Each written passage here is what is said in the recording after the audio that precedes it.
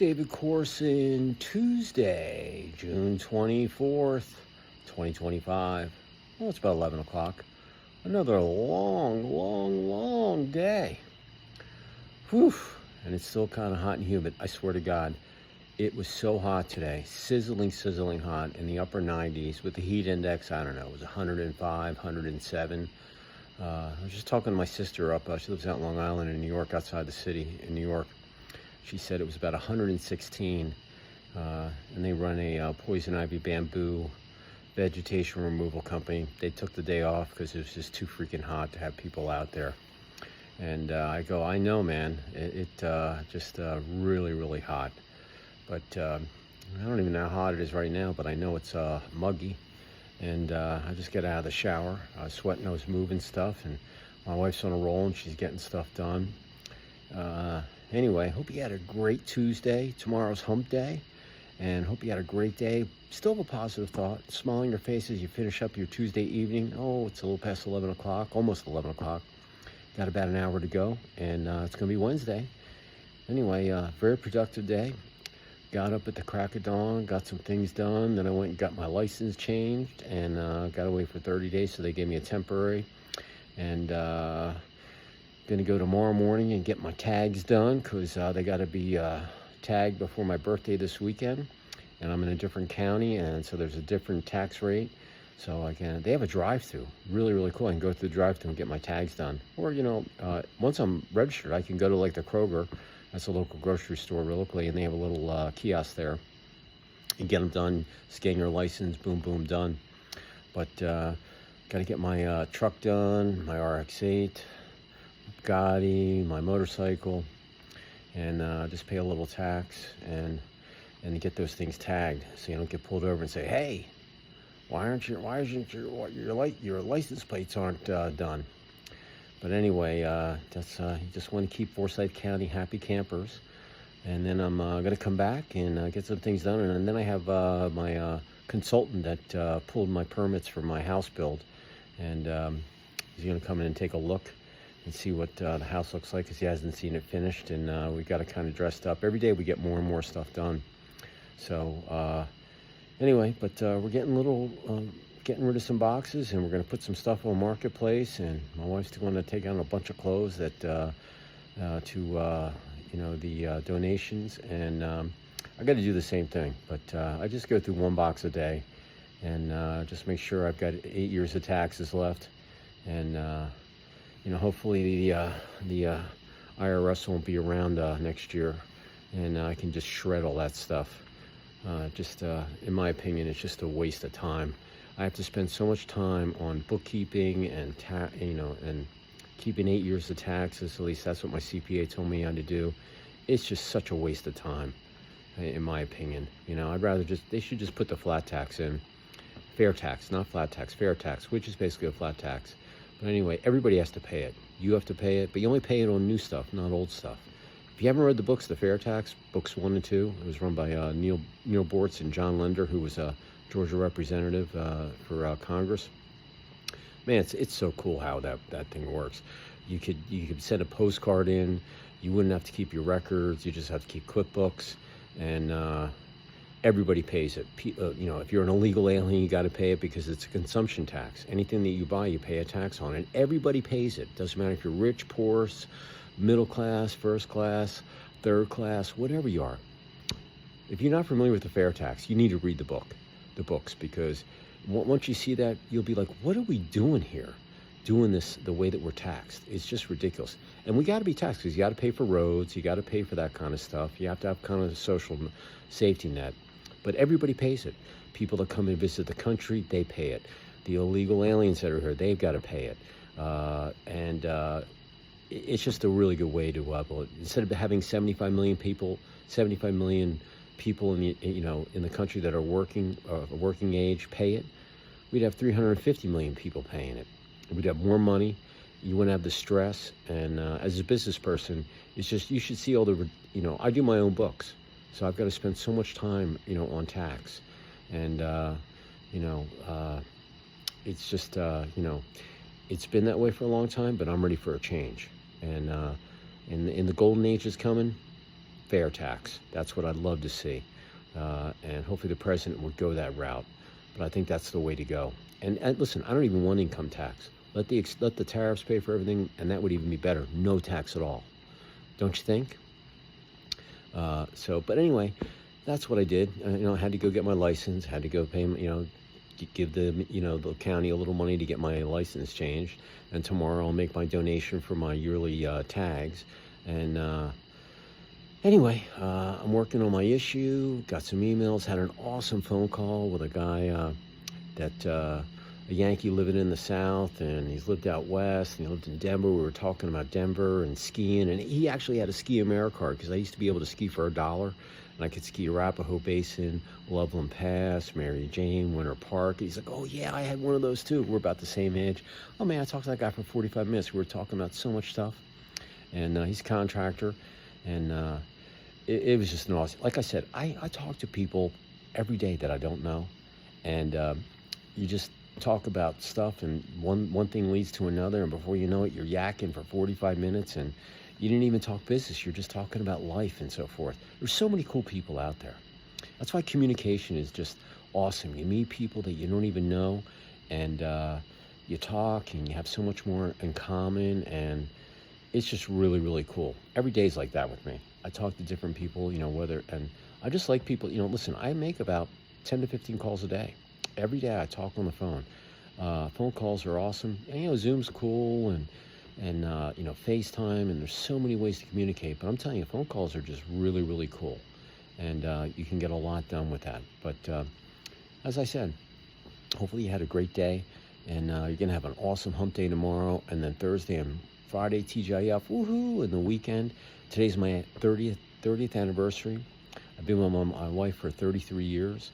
And I have a 25-year-old son, and I've got a lot to be grateful for.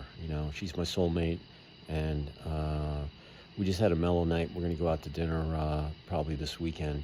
We were just way too busy today. I mean, it was just, I had to go get my truck because I had to get my emissions done. Another thing, you got to pay the county to get done, or the state, and had to make my donation and make sure I had the paperwork so I could get my tags done. But in any event, just a long day, and I'm still going. It's a little past 11, and I'm going to go lay in bed, play on my phone, and I'm going to go into bed, and I got to get up early.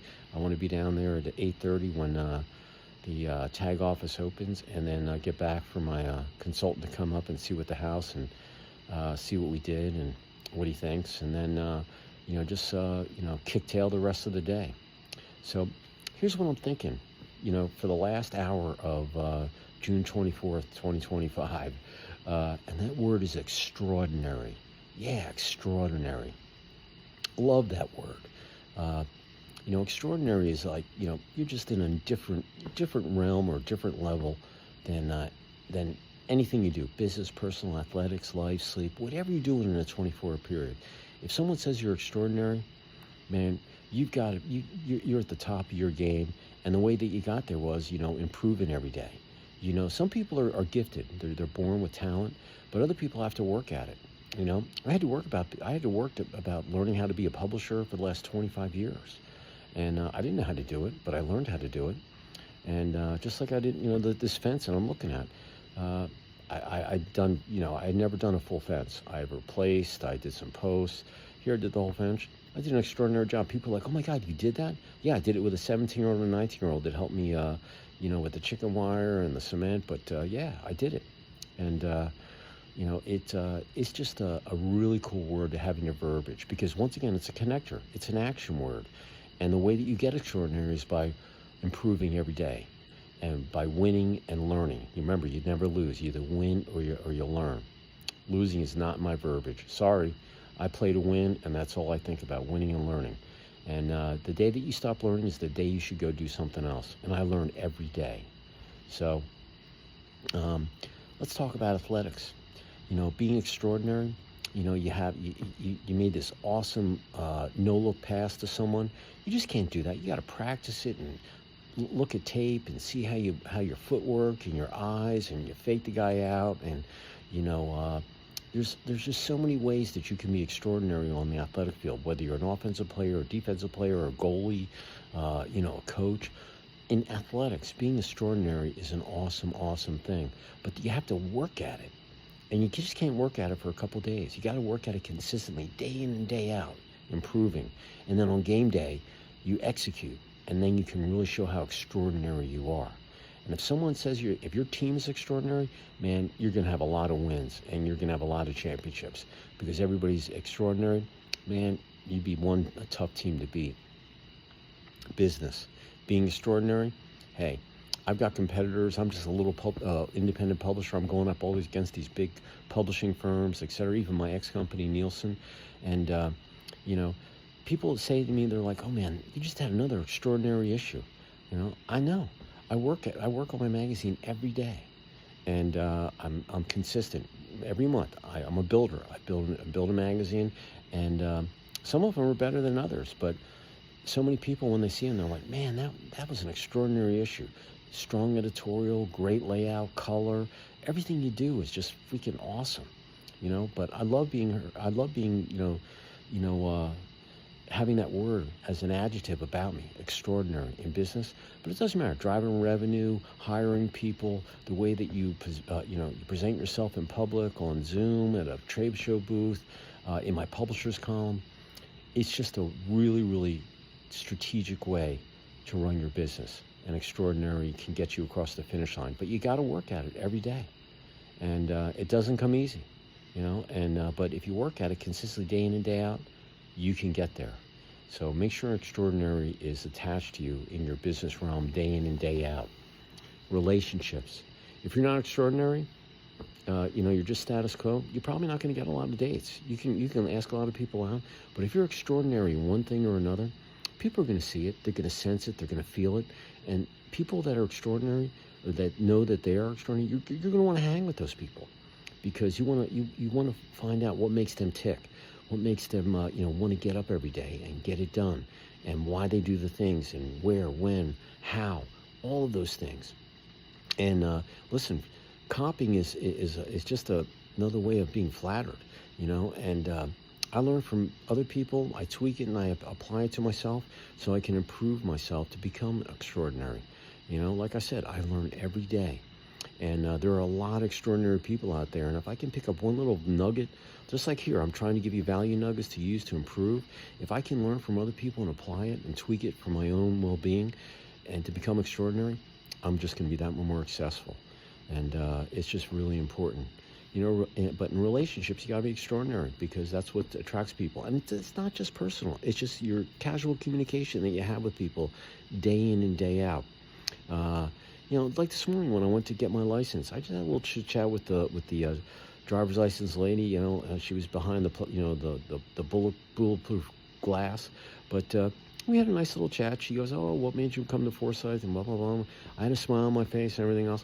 And I guarantee you, when I left there, she goes, "Hey, that guy was a pretty cool dude. I'm glad that he's going to be a Forsyth Academy resident, And I was like, yeah, she was really nice. She got her things done and had a, chipper in the morning. And, but anybody you communicate with, you got to be extraordinary, because when you leave, you want them to remember you. Because when you go back, you might have to deal with that person again, and they're going to remember you. And they'll help you, all right? That's why extraordinary is so important in relationships. And sleep. You got to be extraordinary with your body. Your body busts its ass all day long for you. Here I am. I'm still up at 11 o'clock. I was up at 5, 6 o'clock this morning, and I'm still going. And my body's ready to get 6 to 6.5 hours sleep and get up and go do it again.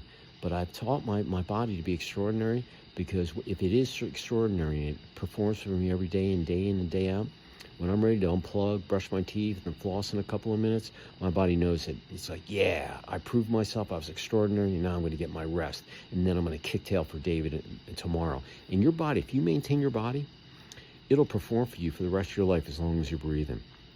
And if there's something about extraordinary that I didn't mention in your 24-hour period, go work on that. And you'll see changes in yourself. It's from the heart. Take it to the bank. Put up your knowledge vault. Put it on that shelf. And use it whenever you need it, all right? And if you work on being extraordinary every day, every week, every month, for the remainder of the year, you're going to have a little over 6 months of data on yourself, and put your input right here on your phone. Download a diary app, have a running email or a notepad, and you will see a difference in yourself, Okay? I can't tell you, I can't,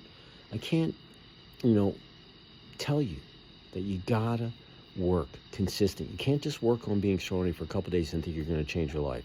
If you do it for the rest of the next 6 months, you will see a change in yourself. When you look yourself in the mirror, you'll be like, yeah, I can see that change. I can sense it. Your coworkers will, your teammates, your coaches, your spouse, your wife, your husband, your kids, your pets. Everybody's going to know that you've changed. Even your mind will, because you have to battle your mind every day. So, extraordinary. That's my word of the day. And hopefully you can apply it. So I appreciate y'all out there. Have a great Wednesday hump day. And before you know it's going to be the weekend, be safe out there.